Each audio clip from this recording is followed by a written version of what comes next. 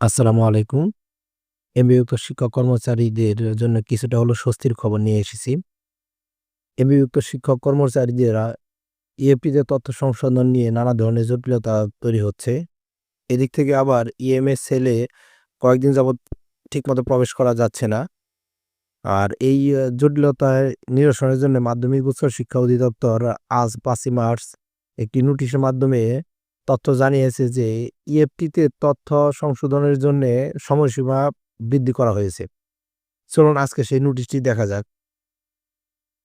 নোটিশে বলা হয়েছে, উপর্যুক্ত বিষয়ের প্রেক্ষিতে জানানো যাচ্ছে যে সূত্রোক্ত স্মারকপত্রের মাধ্যমিক উচ্চ শিক্ষা অধিদপ্তর দিন শিক্ষা প্রতিষ্ঠানে এমপিভুক্ত শিক্ষক কর্মচারীদের এমপিওর অর্থ ইএফটিতে প্রেরণ করার জন্য প্রয়োজনীয় এমপিও এর তথ্য সংশোধনের অনলাইন এমপিও আবেদনের শিডিউলের বাইরে নিম্ন বর্ণিত শিডিউল মোতাবেক সংশোধন কার্যক্রম সম্পন্ন করার জন্য অঞ্চলের পরিচালক কলেজ, উপপরিচালক মাধ্যমিক, জেলা শিক্ষা কর্মকর্তা এবং উপজেলা থানা মাধ্যমিক শিক্ষা কর্মকর্তাকে পত্র দেওয়া হয়।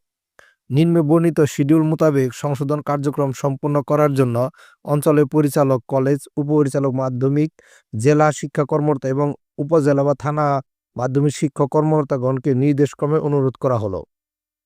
এখন নিম্নে যে শিডিউল দেওয়া হয়েছে সেটি হলো, প্রতিষ্ঠান প্রদান কর্তৃক আবেদনের সর্বশেষ তারিখ 20/3/2025, উপজেলা হতে অগ্রহায়ণের সর্বশেষ তারিখ 30/3/2025, জেলা হতে অগ্রহায়ণের সর্বশেষ তারিখ 10/4/2025, আঞ্চলিক উপপরিচালক হতে অগ্রহায়ণের সর্বশেষ তারিখ 20/4/2025 এবং মাওসী অধিদপ্তরের সংশ্লিষ্ট শাখা কর্তৃক অনুমোদনের সর্বশেষ তারিখ 27/4/2025 তারিখ।